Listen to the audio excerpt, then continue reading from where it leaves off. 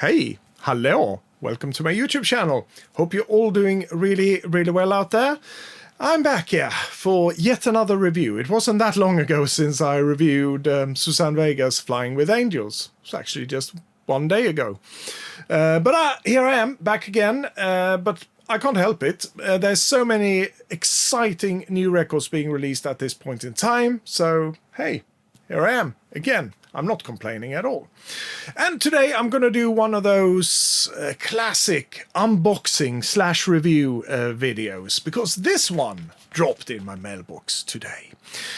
And it was actually released yesterday, but for some reason it dropped in my mailbox today. But hey, once again, I'm not complaining.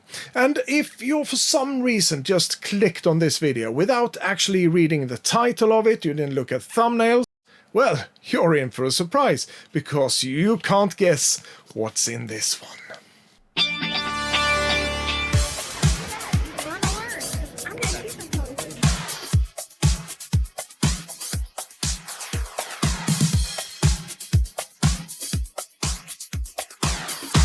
It's the end of a great show here in the London Palladium. My throat is basically gone. I've been singing along for the last couple of hours with Bananarama, and I'm over the moon.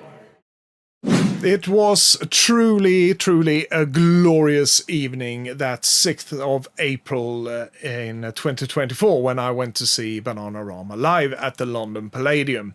And as you could see there, I recorded some videos, I took some photos. The videos was actually meant to be some kind of a special I was planning around Bananarama that never really came to fruition because I didn't think it held up very well, but I used some of it here so you could see me standing in front of the Palladium. And yeah, it's something I would never forget. It's been on my bucket list for the longest time to see Bananarama live. For reasons I never got around it in previous years. I wanted to see the original lineup tour that they did. Was that 2017 or 2018? Somewhere around there, and of course they had other tours as well, but for reasons I never got tickets for them, or it wasn't at the right time, things like that.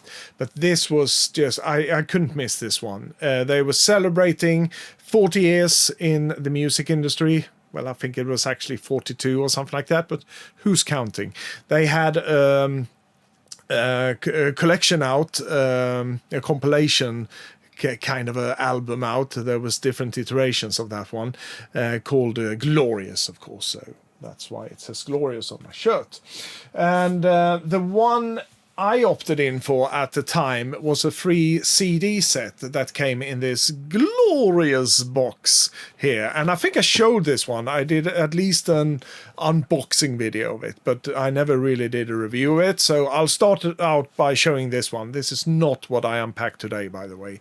This is the glorious box set from last year. And it was numbered, so it came in this slip case. And inside of that slipcase, we got this fantastic. It's not a vinyl record, but it's got the 12-inch dimension here, of course. So it's very nice. And it's actually a trifold. It folds up very nicely here. There you go. So we got Sarah here, of course, and there you can see a picture of Karen. And here in the middle, we have them both. And those are the 3 CDs that are housed in this 12-inch trifold sleeve. And it's jam-packed with tracks, the best of, basically, and then you get a bunch of remixes for some of the tracks as well. I was really pleased with this compilation. It's the best one so far, and you will always get the complaints, and that happened as well when this one was released, that they should have included that track or this track or whatever. But it's so hard. They had so many singles that had been released, and there have been compilations before, so I will always suggest to someone who thinks this is not really complete to go out and buy one of the old compilations as well, and then this one as well, just to have the full view of it, so to speak. But yeah, I think this one was great. A lot of tracks that we haven't had on previous compilations and so forth and so on. So really, really great. And we also got a book in this one, which is all about celebrating Bananarama, with some really nice pictures in it. A lot about the fashion, of course, as well. They were trendsetters. So this is filled with great pictures from all the eras, all the iterations of Bananarama. And it also included, because I ordered this one from the official web shop at the time, a signed photograph or lithograph, do you call that? No, anyhow, so they autographed this, and I'm planning to frame this one and hang it on my wall, of course. Just haven't got around to it. So that was what was happening last year around Glorious. Like I said, they all concluded with this great live shows that they did for 3 nights at the London Palladium, and I got to see them on the last night on the 6th of April.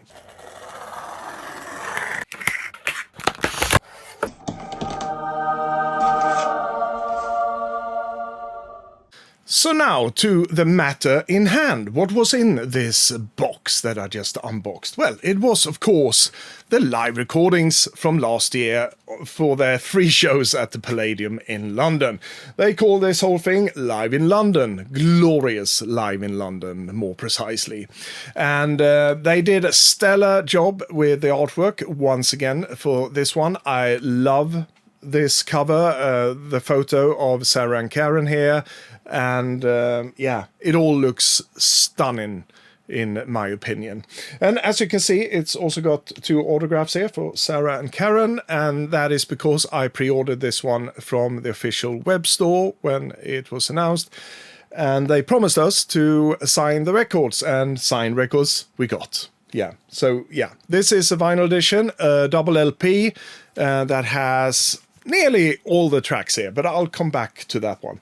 But yeah, just a stunning presentation, and because it's a double vinyl, they also treated us to a gatefold sleeve.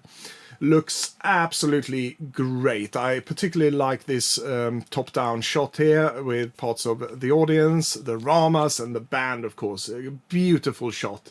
And here we got some smaller pictures as well from the show, and there we have that monogram. I think it's called a monogram, right? Yeah, well, I'll call it that, with Sarah and Karen that we saw on the Glorious box set that I just showed you as well. And down here we have some text as well, and it says filmed at the Palladium London, April 3rd, 4th and 6th. 2024, and then they list the band as well. And I have to say, before we continue looking at this vinyl issue, that the band itself, they get all the credit here, along with the Ramas. They did a brilliant job. And I know the band's been with them, or a band's been with them for years now, and I heard them live before because I got the live in stereo record, and I also got the original lineup live recording as well, and I believe that, if I'm not mistaken, was also at the Palladium. But of course it sounds great, but when you're there in person, it's quite a different thing.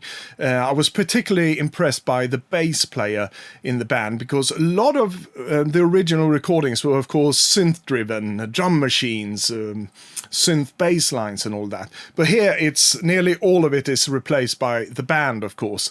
And like I said, the bass player, to hear that a real bass playing those bass lines from all these songs, it gave it another dimension, really, that extra punch to it. So I was blown away by that. They did a great job, the band. And also to include in the band, I think it was Alice Darlin, Sarah's daughter, who joined them on stage to sing the track Favorite, and she did a brilliant job of that one. So yeah, shout out to the band and Sarah's daughter Alice as well. Really well done. Yeah, so this is, like I said, the vinyl edition of it, and it also, as I said, a double vinyl. So we get let me show you the inner bags first. I'm just going to show you one because they are identical. This one just says LP1, the other one says LP2. So it looks like this, glorious blue, and there once again we got that monogram. And the vinyl itself, here we go, looks like this. It's blue vinyl and a bit, yeah, it is transparent blue vinyl, but the camera doesn't really do it justice here, I can see, because if I just hold it up slightly to the light, I can see it's actually a marbled vinyl. There are some dark splotches in here, and it looks absolutely stunning. Actually, to my eyes, I love myself a piece of colored vinyl, so I'm a bit biased here. But yeah, it really doesn't show up in any way, shape or form here on camera. So I will see if I can get a still shot to put in into frame here so you can have a look. Yeah, absolutely stunning.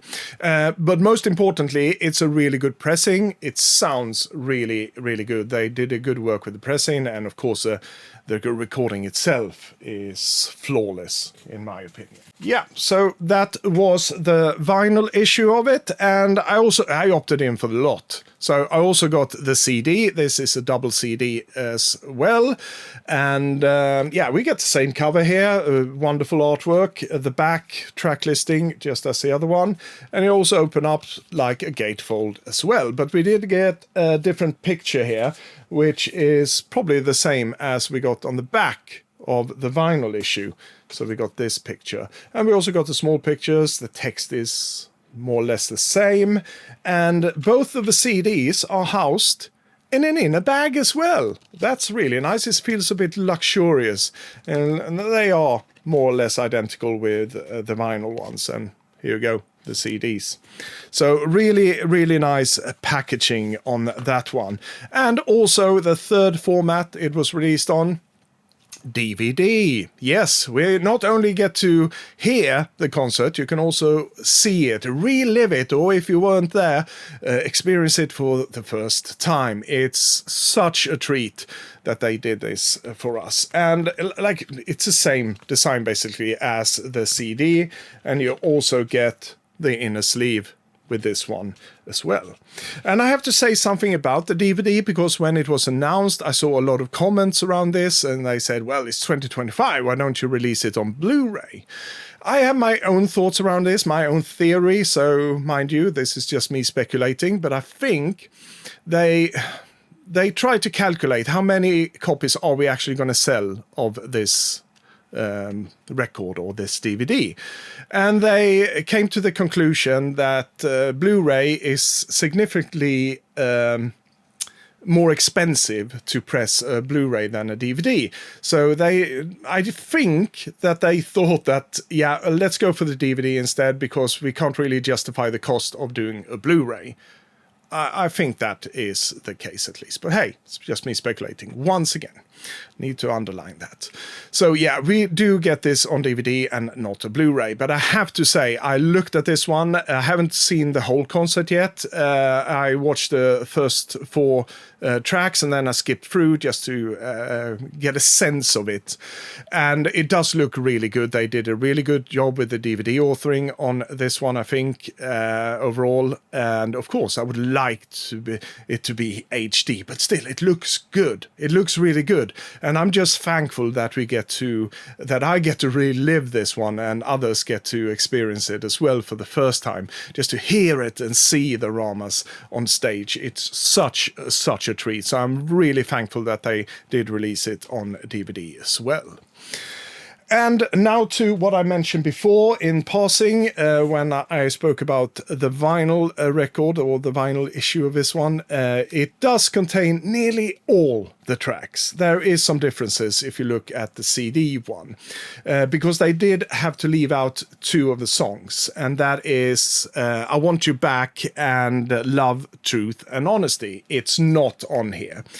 And it's just listed as 1 track on the CD, and a lot of them are like that, because when they did this live, they did this kind of, I wouldn't call it a medley, but they merged the song. So if we look here, for example, on the first track on side A on the vinyl issue, it says intro, I heard a rumor, / last thing on my mind, / moving on. So that's what they did. They did them all in one big chunk really, and they did that throughout the concert. So the track Love, Truth and Honesty and I Want You Back is omitted from this one. And I think also the reason for that is time constraints when it comes to pressing vinyl, because you can't jam too much onto the vinyl without actually losing some quality. So they had to make some amendments when it came to the vinyl issue. So just mind that when if you're thinking of picking up the vinyl issue or the CD. The CD's got a full track list, while this one omits 2 tracks. Or 1, however you look at it.